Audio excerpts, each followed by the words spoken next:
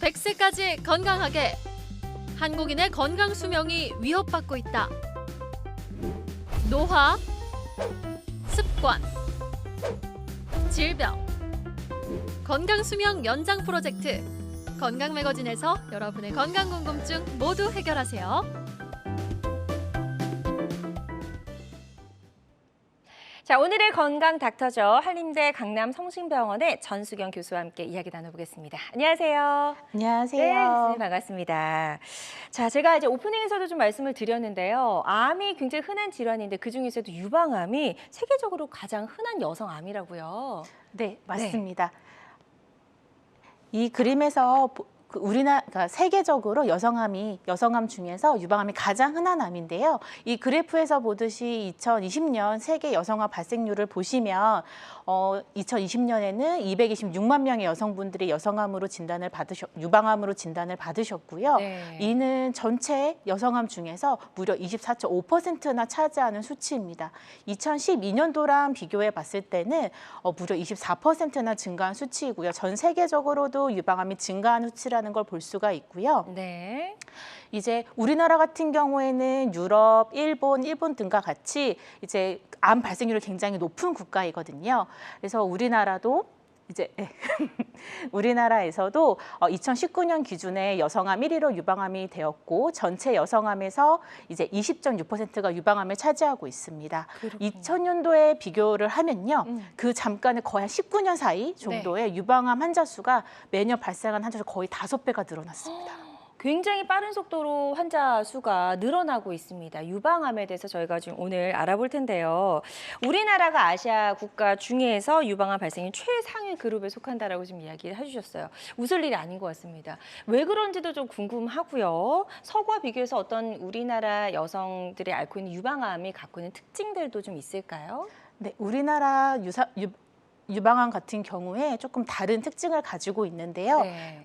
옆에 있는 그래프를 먼저 봐주실까요? 네. 네, 그래프를 보면 여기 있는 게 이제 미국 쪽에 있는 서구의 영향을 보면 나이가 들어갈수록 점차 유방암 발생률이 높아지는 이런 경향을 보이고 있는데 네. 우리나라, 일본 같은 경우에는 뒤집어진 V자 모양을 보이면서 40, 50대의 유방암 발생률이 굉장히 높아지는 경향을 보이고 오히려 60대가 지나게 되면은 오히려 유방암이 감소하는 경향을 보이고 있습니다. 이게 40, 50대의 유방암이 많다 보니까요. 폐경적 여성암의 비율이 무려 50%에 달하게 되는데 이는 서구의 2배에 달하는 수치거든요. 근데 폐경적 여성암의 경우에는 난소의 기능이 활발하기 때문에 폐경 후 여성의 유방암과는 다른 차이점이 있습니다. 근데 40, 50대가 이제 우리나라에서 사회 경제적으로 굉장히 활발히 활동하는 나이잖아요. 그렇죠. 그래서 너무 바빠서 검진을 놓치는 경우가 너무나 많아요. 예. 그래서 하지만 우리나라에서는 더욱더 열심히 검진을 해야 되는 나이이기 때문에 저는 환자분들한테 이 시기에 꼭 검진을 열심히 하시라고 말씀드리고 있습니다. 네, 그래서 뭐 특히 다른 증상이 전혀 없더라도 주기적으로 검진을 하는 것이 중요하다는 말씀이시죠? 네. 네, 좋습니다. 그렇다면 이제 어떤 증상이 있을 때 혹시 이게 유방암은 아닐까 우리가 좀 의심을 해보는 게 좋을지도 궁금하거든요. 유방암의 증상 어떤 것들이 있을까요? 네, 유방암은 대부분 초반에는 증상이 없어서 모르시는 경우가 많거든요. 네. 근데 가장 흔한 증상으로는 이제 유방멍울이 있는데 이 유방멍울도 1cm 이상 커져야 만져지는 경우가 많고요. 그리고 대부분 통증은 동반하지 않기 때문에 크기가 작으면 사실 모르시는 분들이 훨씬 더 많으셔서 국가 검진이나 건강 검진을 통해서 우연히 발견해서 병원으로 내원하시는 분들이 많습니다. 네. 그리고 또 다른 증상으로는 한쪽 유두에서 분비되는 짙은 갈색이나 아니면 혈성 분비물이 있다든지 아니면 애가부, 겨드랑이에 만져지는 종괴가 있을 경우에도 유방암을 의심할 수가 있고요. 그리고 유방암이 진행됐을 경우에는 유두나 그 유방의 피부의 변화를 초래할 수 있기 때문에 이제 유두나 아니면 피부에 함몰이 생기거나 습진 같은 피부 병변이 치료에도 불구하고 나아지지 않는다면 빠른 시일 내에 병원에 내원하셔서 유방외과 전문의와 상담하시는 것이 좋습니다. 네, 일단 초기에는 경우에는 이제 뭐 다른 여타 질병과도 좀 비슷하게 증상이 없는 경우가 많다고 합니다. 그래서 정기적으로 좀 검진을 받는 것이 일단 무엇보다 가장 중요할 것 같고요. 지금 말씀해주신 대로 뭐 멍울이 만져지거나 분비물이 나오거나 애과부 종괴 등이 있는 것들을 발견하게 된다면 유방암이 조금 의심되는 것은 아닐까 생각하시고 빨리 병원에 가셔서 한번 검사를 받아보셔야 될 것 같습니다. 자, 지금 방송 보고 계신 많은 분들 궁금한 점 많으시리라 생각이 됩니다. 그래서 02-6677-0012번으로 전화 주셔서 유방암과 관련된 고민과 궁금증 상담을 받아보시면 좋을 것 같거든요. 02-6677-0012번 상담 전화 발짝 열어놓도록 하겠습니다. 자, 이렇게 유방암이 의심되는 증상들이 있어서 이제 우리가 병원을 찾아가잖아요. 그래서 병원에 가게 되면 진단하는 여러 가지 방법들이 좀 있을 텐데 어떤 방법으로 유방암이 진단하게 될까요? 네, 유방암은 우선 가장 첫 단계는 자가검진입니다. 본인이 직접 거울을 보면서 자기 가슴을 보고 만져봄으로써 느끼는 자가검진이 제일 첫 단계라고 생각하시면 되고요. 이상 소견이 있을 때는 병원에 내원하셔서 전문가의 신체 검사를 받으시고 유방 촬영술, 유방 초음파를 하게 되고 그 검사들에서 유방암이 의심이 된다면 조직 검사를 시행해서 유방암을 진단하게 됩니다. 네. 유방 촬영 같은 경우 많은 여성분들이 해보셨을 거예요. 네. 40대 이상에서 나라에서 국가검진에 포함되어 있거든요. 유방 촬영은 유방 질환을 진단해서 가장 기본적인 검사인데 가슴을 위아래로 누르거나 양옆으로 눌러서 엑스레이를 찍는 거거든요. 네. 옆에 사진에서 볼 수 있듯이 엑스레이 상에서 이제 종괴를 의심할 수 있는 소견 엑스레이에서 볼 수도 있고요. 미세석회를 발견할 수도 있습니다.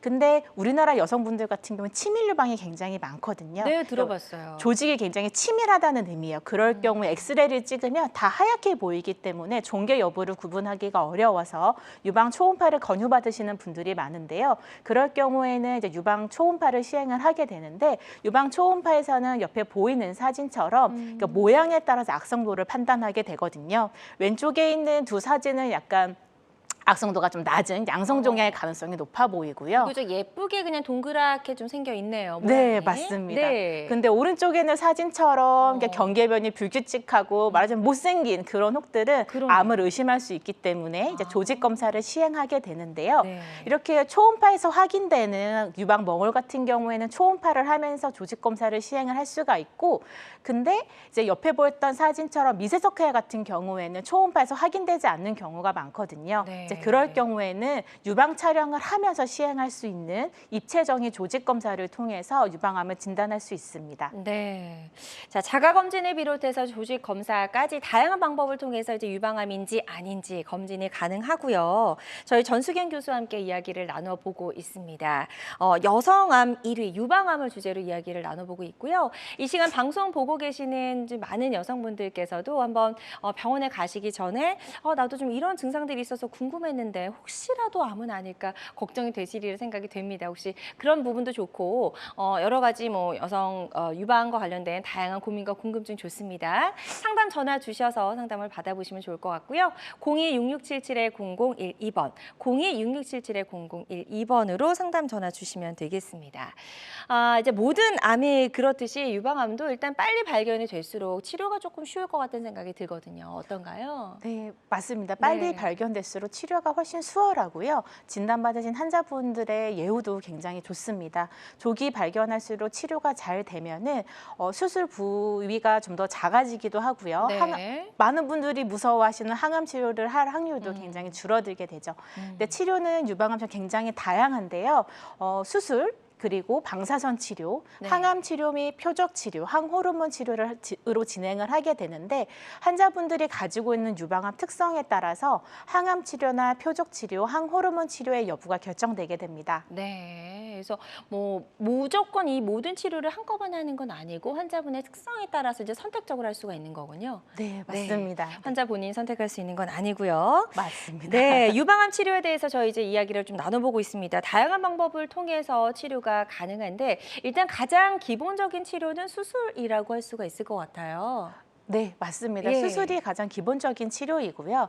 진단 당시에 이제 유방암이 많이 진행된 상태, 예를 들어서 저 크기가 너무 크다든지 겨드랑이로 전이가 됐다거나 아니면 뭐 간이나 폐나 이렇게 멀리 가 있는 타 장기로 전이가 됐을 경우에는 수술 전에 항암 치료를 먼저 하는 것이 우선이 되고요. 네. 그럴 경우를 제외하고서는 수술을 먼저 하는 것이 우선시가 됩니다. 많은 분들이 이제 유방암 수술이라고 한다면 유방 조직만을 똑 떼는 그런 수술만 한다고 생각을 하시는데 네. 유방암 수술은 유방암 조직을 떼는 유방 절제술과 겨드랑이 림프절을 떼는 애가부 림프절 절제술 수술을 합쳐서 그렇게 얘기를 하고 있습니다. 뭐 겨드랑이 수술은 왜 할까 궁금하실 수가 있는데요. 그러게요. 그 이유는 이제 유방암이 가장 먼저 전이가 되는 부분이 겨드랑이 림프절이기 때문에 유방암 수술을 하면서 겨드랑이 림프절의 일부 떼서 이제 거기에 전이가 있는지를 판단을 하게 되고요. 전이가 있다라고 한다면 다 떼내지 않은 나머지 겨드랑이 림프절에도 전이가 있을 수 있기 때문에 네. 겨드랑이 림프절을 다 떼는 수술을 같이 진행을 하셔야 됩니다. 유방 절제술도 이제 전 절제술과 유방 보존술로 나눌 수가 있는데요. 네네. 전 절제술은 이제 누구나 다 알고 있듯이 말 그대로 유방 전체를 절제하는 수술인데 유방암의 크기가 너무 크다든지 흉곽이나 피부를 침범한 유방암이라든지 아니면 여러 가지 사정에 의해서 선택을 해서 전 절제술을 시행하게 되고요. 유방 보존술 같은 경우에는 정상 조직과 유방암 조직을 포함해서 유방의 3분의 1에서 4분의 1 정도를 절제하는 수술이어서 일부 자기 유방에 남는 거예요. 네, 근데 요즘에는 유방 보존술을 선호하시는 분들이 환자분들도 많으시고 그쵸. 조기에 발견되는 분들도 많으셔서 네. 유방 보존술의 비율이 약 70% 정도로 굉장히 많이 늘어났습니다. 네. 근데 이제 다른 암과 달리 유방암 같은 경우에는 이제 이런 수술 후에 환자 입장에서 변화가 좀 찾아오니까 특히나 이제 여자분들 같은 경우는 좀 예민할 수도 있고 그런 신체적인 변화 때문에 더 힘들 것 같다라는 생각이 좀 드네요. 네. 맞아요. 그런가요? 이게 남성분들은 이해를 못하실 그쵸. 분도 있을 것 같은데 유방이 여성보다 너무나 중요한 부분이잖아요. 그래서 부분 절제술을 했을 경우에는 유방이 함몰될 수가 있고 전 절제술을 했을 경우는 굉장히 등처럼 납작해지기 때문에 환자분들이 굉장히 스트레스도 많이 받으시고 우울해하시는 분들도 네. 많으시거든요. 이때 이런 유방 재건 수술은 이런 아픔을 가지고 있는 환자분들한테 도움이 되실 수가 있습니다. 그래서 이런 재건 수술을 유방 수술과 동시에 진행하는 동시 재건 수술도 있고요. 네. 아니면 항암 치료나 방사선 치료가 다 끝나고 난 다음에도 이런 재건 수술을 시행을 할 수가 있는데 네. 이제 재건 수술은 보통 대학병원에서 성형외과랑 같이 협진을 해서 진행을 하고 있고요. 크게 여러 가지 재건 방법이 있지만 크게는 간단하게는 보형물을 이용해서 이제 재건을 하기도 하고 강배근이나 획복질근 같은 자기의 근육과 지방을 이용해서 유방의 모양을 이제 만들어주는 모양을 하기도 합니다. 그리고 뭐 유두라는 말이 좀 부끄러울 수도 있지만 네. 이제 유두를 같이 제거하는 경우도 있거든요. 근데 그럴 경우에도 유두를 다 잘 만들어가지고 그 반대쪽과 잘 최대한 비슷하게 성형외과 선생님들이 잘 만들어 주시더라고요. 네. 게다가 이제 우리나라 2015년도부터 유방암으로 전 절제술을 했을 경우에 이런 재건 수술이 이제 건강보험이 적용되기 때문에 좋네요. 젊으신 분들은 요즘 많은 선택하시기도 하는 것 같아요. 네. 그래요. 예, 좋습니다. 그래서 유방암 치료를 통해서 이제 수술을 했을 경우에도 재건하는 수술까지 다양하게 있다라고 설명을 해주셨습니다. 건강 매거진 함께하고 계십니다. 전수경 교수와 함께 유방암에 대해서 좀 알아보고 있고요. 혹시 방송 보고 계신 분들 계시다면 유방암과 관련된 여러 가지 고민과 궁금증도 좋고 혹시 나는 이런 증상들이 있는데 유방암의 증상은 아닐까 궁금하시다면 상담 전화 주시면 좋을 것 같습니다. 02-667-0012번, 02-667-0012번으로 전화 주셔서 상담을 받아보시면 좋을 것 같고요. 저희 계속해서 유방암의 예방과 관리 그리고 치료에 관련돼서 이야기를 좀 더 나눠보도록 하겠습니다. 이제 첫 번째로 치료하는 방법 중 첫 번째로 수술에 대해서 좀 설명을 들어봤고요. 두 번째로 이제 우리가 많이 알고 있는 게 방사선이나 항암 치료거든요. 이건 어떤 경우에 이제 이런 방법을 택하게 되나요? 이제 방사선 치료 같은 경우에는 이제 유방 보존술, 내 유방이 남아있는 경우에는 남아있는 유방에서 재발을 할 수 있기 때문에 방사선 치료를 통해서 남아있는 유방의 재발을 감소시키기 위한 치료를 진행을 하게 되고요. 유방 전 절제술을 했다 하더라도 그 유방암의 크기가 너무 크거나 아니면 겨드랑이 림프절로 전이가 많이 됐다면 또한 재발을 예방하기 위해서 방사선 치료를 진행하게 됩니다. 또는 나중에 시간이 지났을 때 가슴에 이제 재발을 하거나 뼈나 뇌 등에 이제 전이가 됐을 경우에도 완화요법으로 방사선 치료를 시행하고요. 수술 후에 시행하는 방사선 치료 같은 경우에는 보통 환자분에 따라 다르지만 4주에서 6주 정도 진행을 하게 되고 매일 병원에 와서 한 10분, 15분 정도씩 방사선을 가슴에 째고 간다고 생각하시면 돼요. 네. 그래서 그렇게 힘든 치료는 사실 아닙니다. 굉장히 매일 와야 돼서 귀찮은 치료기는 하지만 네. 그게 힘든 치료는 아니에요. 치료 기간도 좀 궁금합니다. 어느 정도 치료 기간은 소요가 될까요? 방사선 치료 같은 예. 경우에는 4주에서 6주 정도 이제 진행을 하게 되고요. 네. 그거는 이제 보존술을 하신 분들은 반드시 해야 되는, 선택할 수 없이 반드시 해야 되는 네. 치료입니다. 네. 그리고 많은 분들이 궁금해하시는 이제 항암 치료 같은 경우에는 수술 전에 종양 크기가 너무 크고 겨드랑이 림프절 전이가 있는 경우에 우선은 전신 치료이기 때문에 이제 유방암의 진행을 더 막고 크기를 줄이기 위해서 시행하기도 하고요. 또 수술 후에 재발이 좀 많이 될 것 같은 위험이 높은 환자 같은 경우에도 항암 치료를 진행을 하고 진단 당시에 타장기로 전이가 있는 경우에도 항암 치료 우선적으로 시행을 합니다. 항암 치료 약제는 너무 다양하게 존재를 하는데 네. 우리나라에서는 환자분 상태에 따라서 굉장히 표준화된 치료법이 정해져 있기 때문에 어느 병원을 가시든 이제 그렇게 다른 치료를 하지는 않고요. 그렇군요. 그리고 항암 치료라고 하는 게 이제 암세포를 공격하는 약물을 이제 우리 몸속에 주입을 하는 거거든요. 네. 이제 그렇기 때문에 부작용들이 많이 나타나고 환자분들이 많이 힘들어하세요.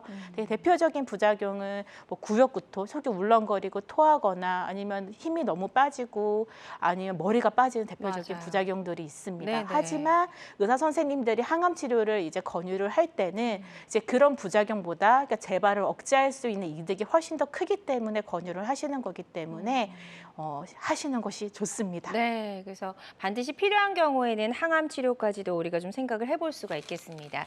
유방암을 치료하는 다양한 방법들을 알아보고 있습니다. 수술적인 치료도 방사선 치료, 항암 치료까지 쭉 설명을 좀 들어봤고요. 이 외에 또 시도해볼 수 있는 방법들 더 있을까요? 네. 유방암은 치료가 할 게 되게 많은 게 장점이기도 한데요. 네. 표적 치료라고 하는 거는 유방 발생과 진행에 관련된 특정 분자 표적을 선택적으로 이제 억제하는 치료법인데 유방암 이제 여러 가지 A형이 있거든요. 이제 그 중에 허투 수용체를 가지고 있는 유방암을 가진 환자분들에게는 트라스투마비라는 특정 약물을 사용해서 그 네. 허투 수용제를 억제하는 그런 치료를 진행을 하고 있고 최근에는 굉장히 다양한 표적 치료제가 개발이 돼서 환자분들에게 사용하고 있습니다. 이게 가장 이제 최근에 나온 치료법이라고 좀 할 수가 있을까요? 더 최근에 나온 거는 요즘 네. 면역 치료도 있습니다. 그렇군요. 네, 예. 네. 좋습니다. 표적 치료에 대해서도 간단하게 설명을 해주셨고 또 항호르몬 치료는 또 어떤 거예요? 항호르몬 예. 치료는 이제 아까 설명드린 허투 수용체 같이 이제 유방암에는 여성 호르몬 수용체인 에스트로겐이나 프로게스테론 수용체를 발현하고 있는 유방암 환자분들이 있는데요. 전체 유방암의 60에서 70%를 차지하고 있거든요. 이럴 경우에는 이제 여성 호르몬인 에스트로겐의 이제 작용을 억제할 수 있는 타목시펜이나 아니면 생성을 억제할 수 있는 아로마타자 억제제 같은 약물을 하루에 한 알 무려 5년 동안 이제 복용을 하게 되는데요.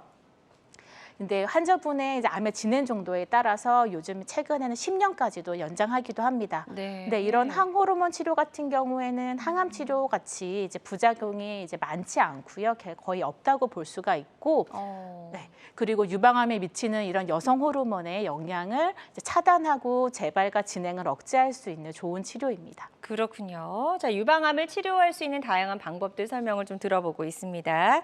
환자들마다 치료 효과는 조금씩 다를 수 있다는 점 꼭 기억을 해주시면 좋을 것 같네요. 자, 저희 한림대 강남성심병원의 전수경 교수와 함께 이야기를 나눠보고 있습니다. 이 여성암의 대세로 이제 발병 연령이 낮아지면서 조기 진단과 예방이 중요해졌는데요. 이런 유방암에 대해서 저희가 알아보고 있고요. 유방암과 관련된 고민과 궁금증 있는 분들 함께 하시면서 상담 전화 주시면 되겠습니다. 02-6677-0012번, 02-6677-0012번 상담 전화 활짝 열려 있으니까요. 계속해서 많이 좀 참여를 해주시길 바라고요. 자, 지금 많은 분들이 상담 전화 접수를 해주고 계십니다. 접수 상황 간단하게 좀 살펴보도록 하겠습니다. 자, 첫 번째 분부터 좀 만나볼게요. 53세 여성분이시고요. 친구가 유방암인데 조금 이제 가족력이 없는 저도 검사를 좀 받아보는 게 좋을까요? 라고 질문 남겨주셨어요. 친구가 유방암이어서 갑자기 좀 경각심이 드셨던 것 같습니다. 본인은 가족력이 없다고 하셨고요. 50대 시기니까 주기적으로 좀 검사를 받아보시는 게 좋을 것 같은데요. 맞죠. 네. 50대는 유방암이 많이 발병하는 시기이기 때문에 네. 검사를 받아보셔야 되는데요. 가족력이 없다고 해서 안심할 수 있는 거는 아니거든요. 유방암이 걸리는 환자분들을 대상으로 보면 70% 이상은 가족력이 없는 경우가 많습니다. 그렇기 때문에 네네. 꼭 검사를 받아보시는 거를 권유드리고 이렇게 예. 친구가 유방암에 걸려서 언니가 유방암에 걸려서 이제 그렇게 와서 뒤늦게 검진 받아보시고 유방 멍울이 있는 거 확인하시는 분들도 꽤 많거든요. 그렇군요. 그래서 여태까지 예. 유방 초음파를 받아보신 적이 없다라고 한다면 병원에 내원하셔서 신체 검사를 받으시고 유방 초음파도 시행해 보시는 것이 좋겠습니다. 네, 검사를 받아보시길 권유해 주셨습니다. 꼭 받아보셨으면 좋겠네요. 자, 다음 또 전화 접수 상황 살펴보도록 하겠습니다. 이번에는 30대 여성분께서 이렇게 접수를 해주셨어요. 최근에 가슴이 딱딱하고 멍울이 만져지는데 혹시 유방암일까요? 라고 남겨주셨네요. 조금 걱정이 되셨을 것 같다는 생각이 드는데요. 어떻게 이 정도만으로도 유방암이다, 아니다 저희가 판단할 수 있을까요? 이렇게 이 질문만으로는 사실 유방암인지 알기는 어려울 것 같고요. 네. 근데 딱딱하게 만져지는 멍울이 있다면 이제 유방암의 가능성이 그래도 어느 정도 있다라고 생각이 듭니다. 이게 멍울도 이제 어떻게 만져보냐에 따라서 단단한지 딱딱한지 약간 물렁거리는지 움직이는지 정도에 따라서도 의사 선생님들은 이게 유방암의 가능성이 높겠다 판단하시기도 하거든요. 그렇군요. 그래서 그렇다고 해서 너무 걱정하시지는 마시고요. 이제 병원에 오셔서 검사를 이제 받아보시는 것이 좋으실 것 같습니다. 혹시 딱딱할수록 더 좋지 않은 그쵸? 징후인가요? 네. 그렇군요. 좋습니다. 그래서 자가 검사도 가능하니까 좀 주기적으로 본인도 좀 자가 검사를 적극적으로 해보시는 게 좋을 것 같고 일단은 병원에 빨리 가셔서 검사를 받아보시는 게 오히려 속이 좀 편하실 것 같습니다. 다음 접수 상황도 살펴볼게요. 이번에는 50대 여성분께서 이런 질문을 남겨주셨어요. 유방암 수술 후에 가슴이 붓고 한 번씩 콕콕 찌르는 통증이 있어요 라고 남겨주셨거든요. 수술을 이미 받으셨어요. 이분은 왜 이런 통증이 있는 걸까요? 통증이 있으신 분들이 사실 꽤 많아요. 아. 수술하시고 나서 수술 부위가 콕콕 쑤신다 하면서 오시는 분들이 꽤 많은데 너무 걱정하실 필요는 없고요. 이제 가끔씩 콕콕 쑤실 수 있습니다. 어쨌든 우리가 수술한 부분이니까요. 아프실 수 있는데 근데 이게 계속 아프고 콕콕 쑤시고 지속적으로 그런다면은 한번 병원에 가보시는 게 좋고요. 네. 뭐 가슴을 만져봤는데 뭐 뜨끈뜨끈하다든지 아니면 빨개졌다든지 하면은 염증의 증거일 수도 있으니까 병원에 가셔서 진단을 받아보시는 것이 좋습니다. 네, 이렇게 수술하신 분들 같은 경우에는 좀 주기적으로 병원에 계속 내원을 하셔야 되는 거죠? 어떤가요? 그럼요. 예. 이제 수술하고 나서도 이제 항암 치료, 방사선 치료, 항호르몬 치료를 하면서도 중간에 재발 여부를 판단하는 검사를 주기적으로 하고 약을 먹으면서 혹시 부작용이 생기지는 않는지도 같이 판단을 하셔야 됩니다. 네, 좋습니다. 일단 병원과 조금 가까워지셔야 될 것 같네요. 자, 계속해서 다양한 증상과 궁금증 전화로 물어봐 주고 계십니다. 지금 02-6677-0012번으로 전화 주시면 여러분의 유방암과 관련된 고민과 궁금증 속 시원하게 해결을 해드리도록 하겠습니다. 자, 여러분은 지금 우리 가족 건강지킴이 건강닥터와 함께하는 건강 매거진과 함께하고 계십니다.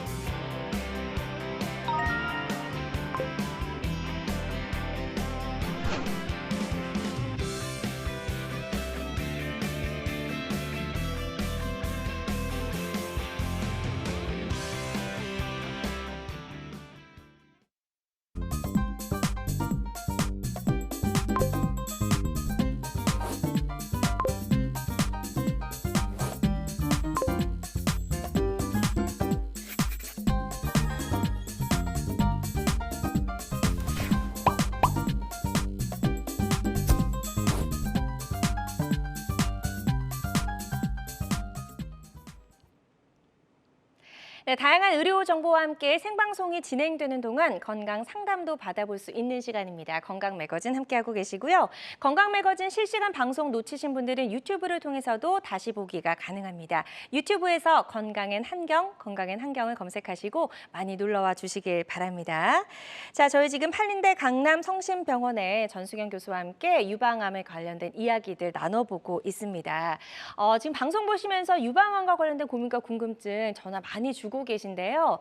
02-6677-0012번으로 상담 전화 주시면 되겠고요. 직접 전화 연결이 좀 부담스러우신 분들은요. 상담 내용만 남겨주셔도 저희가 고민과 궁금증 해결해 드리도록 하겠습니다. 자, 다음 전화 접수 상황도 살펴보도록 하겠습니다. 40대 여성분께서 이렇게 질문을 남겨주셨어요. 이번에 건강검진에서 유방석회화 진단을 받았습니다. 유방석회화라고 다 암으로 발전하는 건 아니라고 하던데 가족력이 있어서 조금 걱정이 됩니다. 라고 하셨네요. 어떻게 관리하면 좋을까요? 라고 전화 상담을 남겨주셨어요. 네, 나라에서 해주는 건강검진을 시행을 하면 유방 촬영을 보통 시행을 하게 되는데 네. 아마 거기에서 유방 석회화를 진단받으신 것 같습니다. 근데 유방 석회화 같은 경우에도 다 알고 계시다시피 다 암으로 발전하는 건 아니고요. 이제 그 석회가 이제 그 모양 그리고 어느 정도 모여 있느냐에 따라서 암을 의심할 수 있는 정도가 다르기 때문에 병원에 내원하셔서 유방외과 전문의와 상담을 하시고요. 유방 석회가 어떻게 생겼는지 좀 더 자세히 볼 수 있는 검사를 시행을 하시고 필요하다면 조직 검사를 시행하실 수 있을 것 같고요.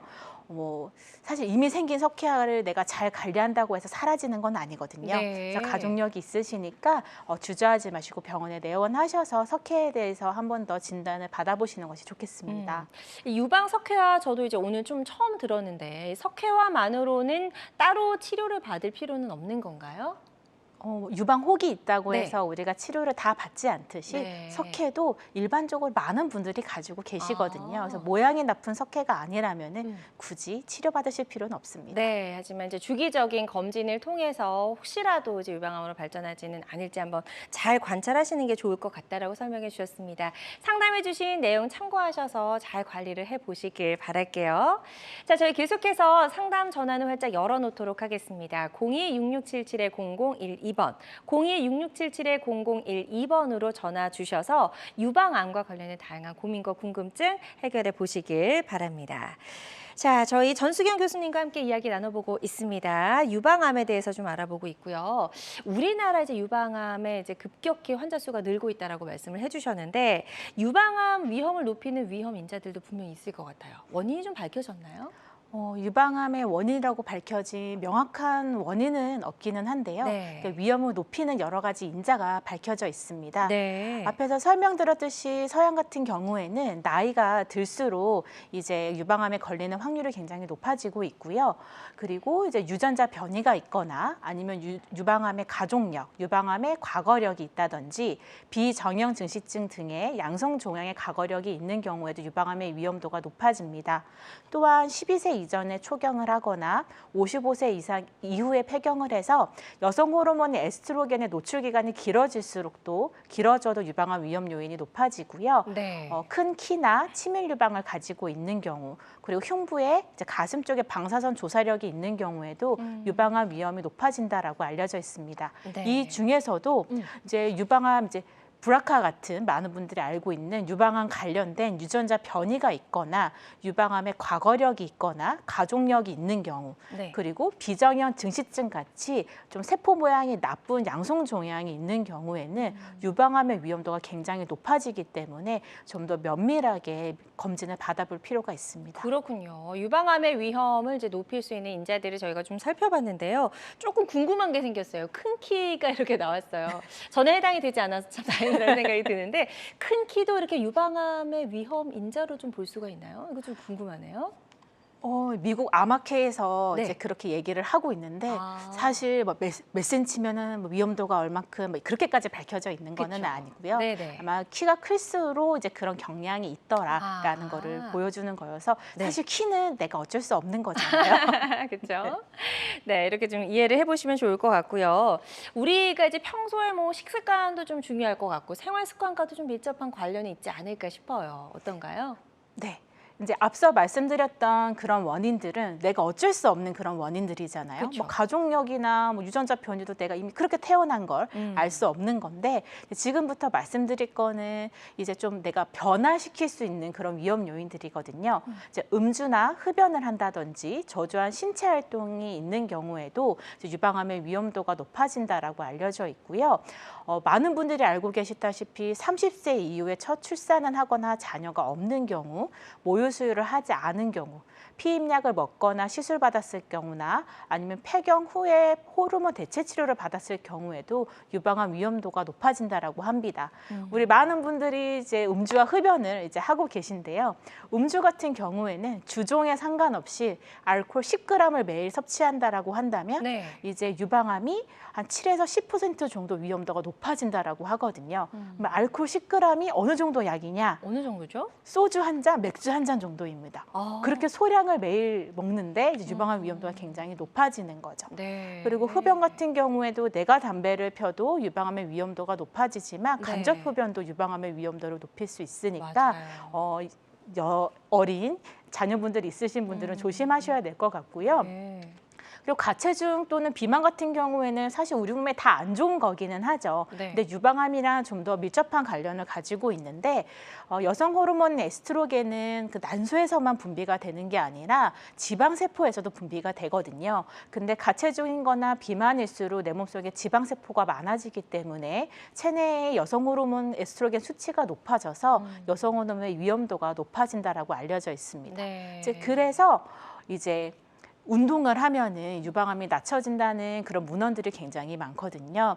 그래서 일주일에 40에서 60분 정도 5회 이상 열심히 운동을 한다면 네. 유방암이 굉장히 많이 낮춰진다라는 보고들이 있으니까요. 유방암을 예방하기 위해서는 술을 조금 줄이시고 담배도 좀 끊으시고 예. 그리고 적절한 운동을 통해서 적절한 체중을 유지하시는 것이 좋습니다. 네, 사실 한 잔 정도는 괜찮다라고 생각하시는 분들 굉장히 많으실 것 같은데 오늘 좀 깜짝 놀라셨을 것 같습니다. 그래서 음주가 이렇게 안 좋다는 거 좀 알게 되셨고 운동은 정말 모든 이제 병에 예방할 수 있는 가장 좋은 방법이라고 생각이 됩니다. 그래서 일주일에 2, 3회 정도 적극적으로 좀 운동하는 생활 습관을 가져보는 것도 유방암 발병 위험을 낮추는 데 큰 도움이 될 수 있을 것 같습니다.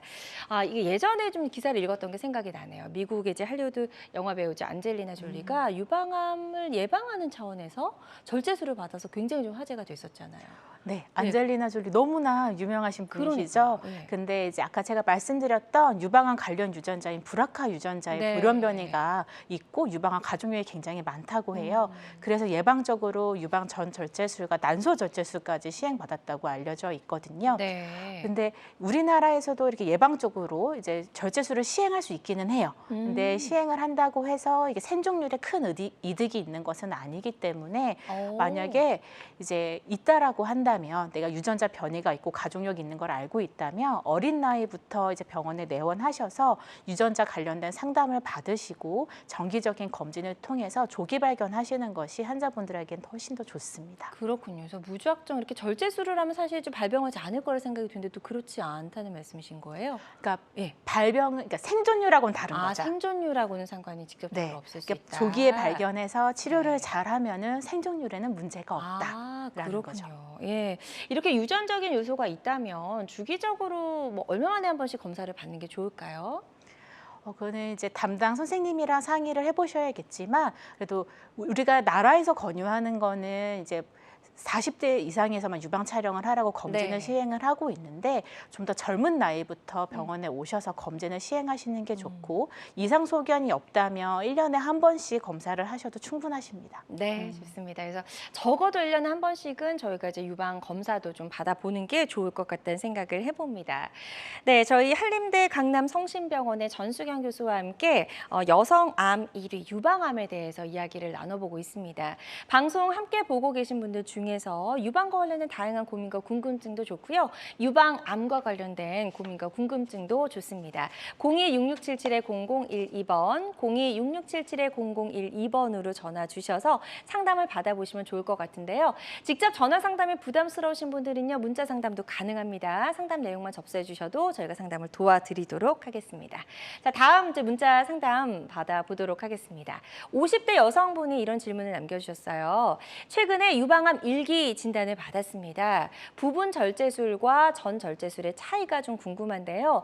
둘 중에서 어떤 치료 방법을 선택하는 것이 좋을까요? 라고 질문을 남겨주셨네요.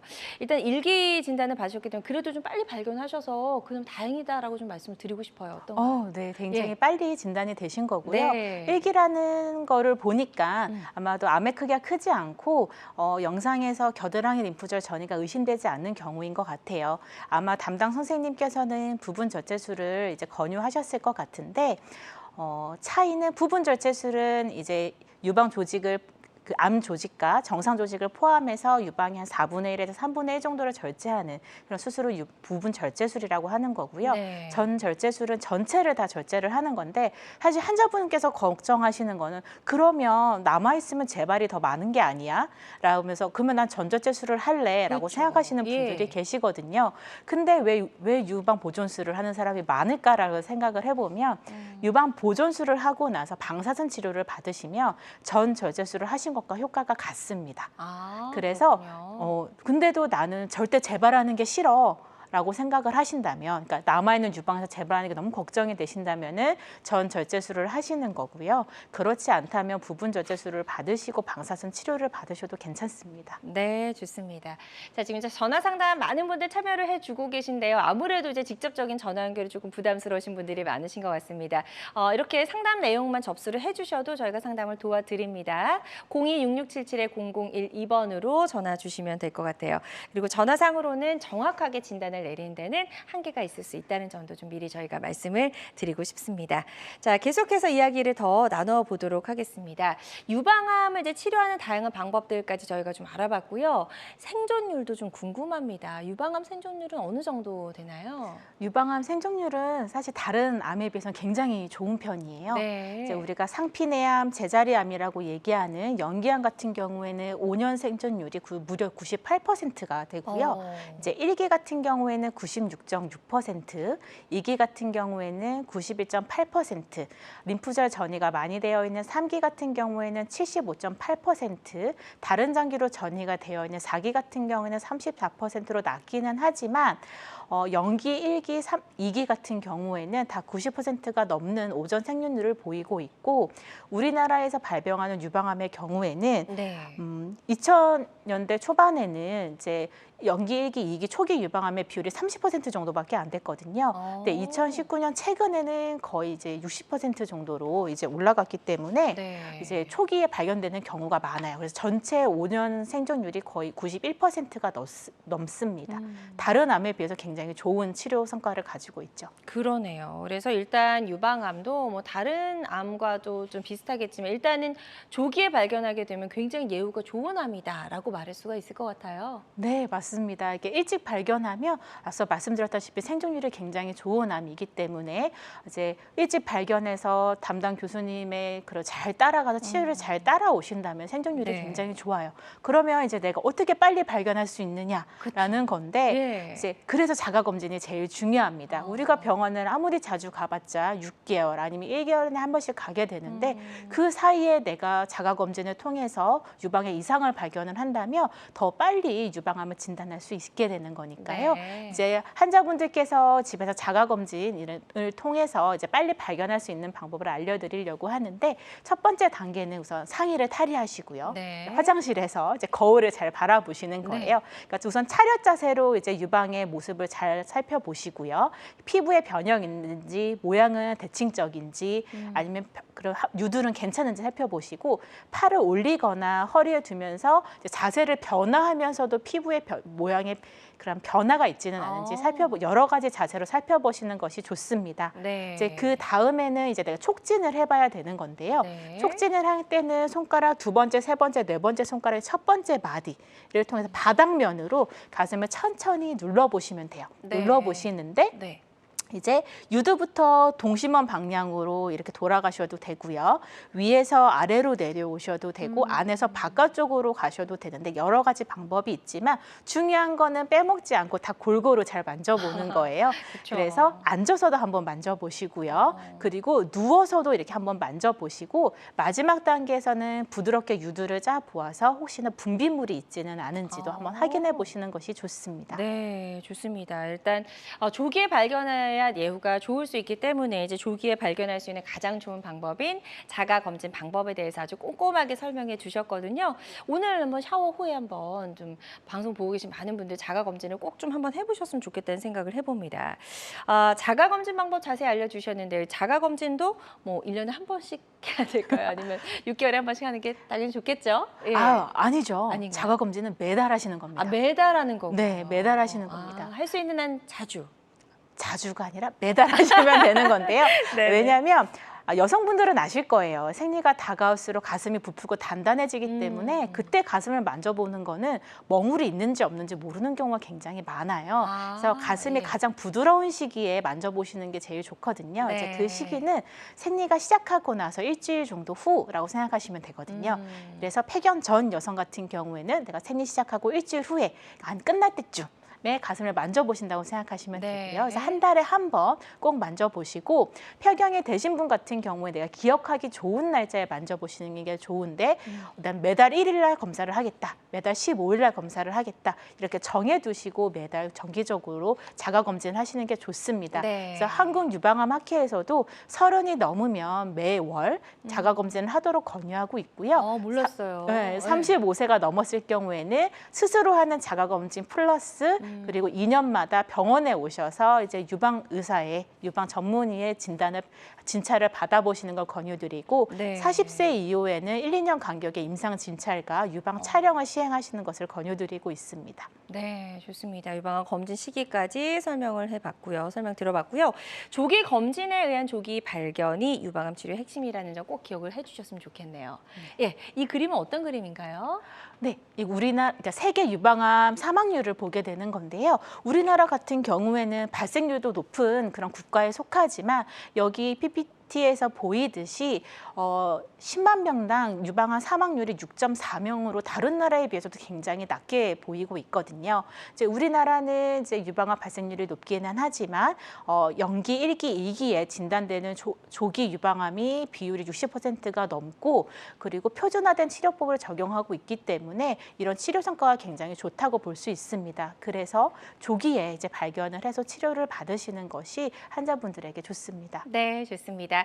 한림대 강남 성심병원의 전수경 교수와 함께 이야기를 나눠보고 있습니다. 혹시 방송 보고 계시는 분들 중에서 유방암과 관련된 고민과 궁금증 있으시다면 주저하지 마시고 편안하게 상담 전화 주시기 바랍니다. 02-6677-0012번, 02-6677-0012번 상담 전화 활짝 열어놓도록 하겠습니다.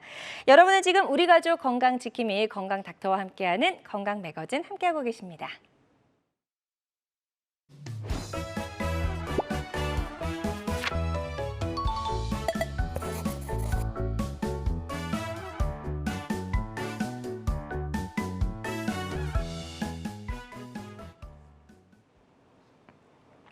네, 지금부터는요, 유방암과 관련된 궁금증 베스트 5를 골라서 저희 교수님께 한번 질문을 해보도록 하겠습니다. 자, 첫 번째 궁금증부터 화면으로 보여주시죠. 자, 섬유선종이 유방암이 될 수 있나요? 이런 질문. 가장 많이들 물어보신 질문이라고 하더라고요. 네, 맞습니다. 이게 섬유선종이라고 많이 들어보셨을 거예요. 네. 굉장히 되게 대표적인 유방의 양성 종양이거든요. 근데 양성 종양이라고 겁내서 오시는 분들이 많은데 네. 이 양성이라고 하는 게 양성 음성의 양성이 아니라 네. 양성 악성의 양성이거든요. 근데 악성 종양은 암인 거고요. 양성 종양은 괜찮은 종양이라고 생각하시면 됩니다. 일단 종양이라고 하면 겁이 나가지고. 그렇죠. 하지만 그 중에서도 섬유선종 같은 경우에는 굉장히 많은 여성분들이 가지고 있고 네. 유방암으로 발전할 가능성이 굉장히 낮기 때문에 걱정하실 필요는 없다. 없지만 네. 그래도 섬유손종이 있다라고 한다면 정기적인 검진을 통해서 혹시나 혹이 더 커지지는 않는지 아니면 모양이 변하지는 않는지를 꼭 살펴보셔야 되겠습니다. 네, 좋습니다. 걱정할 필요까지는 없지만 주기적으로 검사는 꼭 하셔야 된다는 점 기억을 해주셨으면 좋겠습니다. 자, 다음 궁금증 또 화면으로 만나볼게요. 두 번째 궁금증입니다. 가족 중에 유방암 환자가 없으면 유방암에 걸릴 걱정도 없나요? 이건 아닐 것 같은데요. 네, 그렇죠. 계속 강조를 하고 있는데 네. 유방암 환자분들 중에 가족력이 없는 경우가 70%가 넘거든요. 그렇기 때문에 호발하는 나이인 40대 아니면 50대 여성분들이라고 한다면 주변 가족분들 중에 유방암이 없다 하더라도 정기적인 검진을 통해서 조기 발견을 할 수 있도록 꼭 정기 검진을 꼭 반드시 받으시길 바랍니다. 네, 다시 한번 강조해 주셨습니다. 40, 50대 여성분이라면 반드시 정기 검진을 꼭 받아보셨으면 좋겠습니다. 자, 유방암과 관련된 궁금증 해결해 보고 있습니다. 다음 질문 보여주세요. 세 번째 궁금증입니다. 남자도 유방암에 걸리나요? 이런 질문들 많이 하실 것 같아요. 생각보다 많이 하시진 않는데요. 그런가요? 왜냐하면 남자분들이 예. 유방외과 오는 것 자체를 굉장히 부끄러워하시는 것 같아요. 그렇죠. 근데 남성분들도 유방암이 있습니다. 아시겠지만 유방이 있잖아요. 유방이 있고 네. 우리 드라마에도 나왔잖아요. 맞아요. 그 조정석 님이 이제 유방암에 걸린 드라마가 있었었잖아요. 맞아요. 이제 태어날 때 남자도 그렇고 여자도 그렇고 유선 조직을 가지고 태어나고요. 이제 여성 호르몬에 의해서 여성분들은 가슴이 커지고 발달을 해서 도드라지지만 남자분들은 여성 호르몬이 적으니까 발달하지 않은 것뿐이거든요. 근데 그 유선 조직에 얼마든지 유방암이 생길 수가 있습니다. 그렇군요. 여성 유방암의 1%밖에 안 되기는 하지만 발생할 수가 있는데 남성분들은 사실 가슴에 뭐가 만져지거나 그래도 의심하지 않아요. 설마 내가? 설마 예. 내가 뭐 가슴에 뭐 별거 아니겠지라고 생각할 수도 있고 약간 이제 살집이 있으신 분들은 가슴을 잘 안 만져보시는 분들이 훨씬 많죠. 남성분 더더욱 맞아요. 여성분들도 안 만져지는데요. 그래서 뒤늦게 발견되는 경우가 많거든요. 그래서 좀 진행이 된 상태에서 발견되는 경우가 있으니까요. 남성분들도 혹시나 내 유방에 좀 불편감이 있거나 만져지는 게 있을 경우에는 주저하지 마시고 병원에 가보시는 것이 좋습니다. 네, 좋습니다. 그래서 남자도 걸릴 가능성이 충분히 있다라고 설명해 주셨으니까요. 혹시라도 불편한 부분이 좀 발견이 된다면 반드시 병원에 가셔서 검사를 받아보셨으면 좋겠습니다. 자, 저희 한림대 강남성심병원의 전수경 교수와 함께 유방암과 관련된 다양한 이야기들 나눠보고 있고요. 유방암과 관련된 자주 묻는 질문들 5가지 살펴보고 있습니다. 자, 이제 네 번째 궁금증이죠. 화면으로 보여주시죠. 콩을 많이 먹으면 유방암 위험이 커지나요? 이런 질문들도 하시네요. 많이 하세요. 그래요? 유방암 오히려 수술을 하시고 나서 네. 인터넷 검색을 굉장히 많이 해보시나 봐요. 근데 어느 인터넷에서 그런지는 모르겠지만 네. 뭐 콩을 먹지 말아라. 이런 거를 읽으셨는지 콩을 정말 먹으면 안 되냐고 물어보시는 분들이 있거든요. 네네네. 근데 오히려 이제 아시아권 연구 중에서는 콩을 많이 먹는 그런 군에서 유방암 발생률이 떨어진다라는 보고가 있고요. 네. 근데 서양에서는 별 효과가 없었어요. 신기하네요. 근데 이제 콩뿐만이 아니라 네. 사실 어떤 음식이든지 트럭째 먹지 않는 이상 이게 음식으로 이제 유방암을 발생한다고 보기는 어렵습니다. 네. 그래서 건강한 식습관을 하시는 게 제일 중요하지 내가 뭘 먹고 안 먹고는 중요하지 않는 것 같아요. 네. 그리고 콩이 워낙에 이제 우리 몸에 좀 좋은 식품이잖아요. 그럼요. 예. 네. 전혀 상관이 없다라고 말씀을 해주셨고요. 인터넷에 있는 이제 잘못된 정보들도 많으니까요. 무작정 믿으셔도 안 좋을 것 같습니다. 자, 이제 마지막 궁금증 살펴보도록 하겠습니다. 5번째 질문입니다. 유방암 수술 후에 팔 운동은 왜 하나요? 라고 질문해 주셨네요. 팔 운동을 좀 열심히 해야 되는 건가요? 그러니까 저희가 팔 운동을 많이 추천드리는데요. 네. 유방암 수술을 하면서 겨드랑이 수술도 같이 한다라고 말씀을 드렸잖아요. 네. 수술을 하고 이제 이렇게 조심하다 보니까 팔을 아예 안 움직이시는 분들이 많아요. 아예 안 움직여지다 보니까 점차 이제 활동하는 범위가 줄어들게 되는 거죠. 이제 굳어버리는 경우가 많거든요. 네. 그래서 이제 운동을 좀 더 하시라고 너무 안 움직이지 말아라라고 말씀드리는 것도 있고요. 예. 그리고 겨드랑이 수술을 했을 때 이제 가장 대표적인 부작용 중에 하나가 림프 부종이라고 하는 게 있어요. 림프에게 순환이 잘 안 되면서 수술한 팔이 붓는 그런 부작용이 있거든요. 그래서 이거를 예방하기 위해서도 팔 운동을 하라고 저희가 안내해드리고 있습니다. 네, 그래서 어쨌든 의사 선생님이 얘기해 주신 주신 대로 잘 따르시는 게 회복에도 좋을 것 같습니다. 자, 이렇게 저희 한림대 강남성심병원의 전수경 교수와 함께 유방암과 관련된 자주 묻는 질문 5가지를 속 시원하게 해결을 해봤습니다. 오늘 이제 유방암 치료에 대해서도 다양한 좋은 말씀들 너무 많이 해주셨는데요. 유방암 치료를 앞두고 있는 환자분들이 반드시 알아야 할 주의사항이 있다면 어떤 게 있을까요? 이제 치료 전에 많이 불안해하시는 분들이 많아요. 이제 불안해하시는 분들이 많은데 담당 선생님을 믿고 잘 따라오신다면은 굉장히 치료 효과가 좋을 거니까 믿고 따라오시는 게 좋고요. 네. 인터넷에 너무 떠돌고 있는 그런 맞아요. 잘못된 정보들을 보고 다 따라하시거나 그런 건 좋지 않은 것 같아요. 그래서 뭐든지 무엇인가를 하든지 담당 선생님과 상의하시고 진행하시는 것이 좋을 것 같습니다. 맞습니다. 전문의와 상담을 통해서 적절한 치료법을 선택하는 것이 가장 중요할 것 같다라는 이야기 해주셨습니다.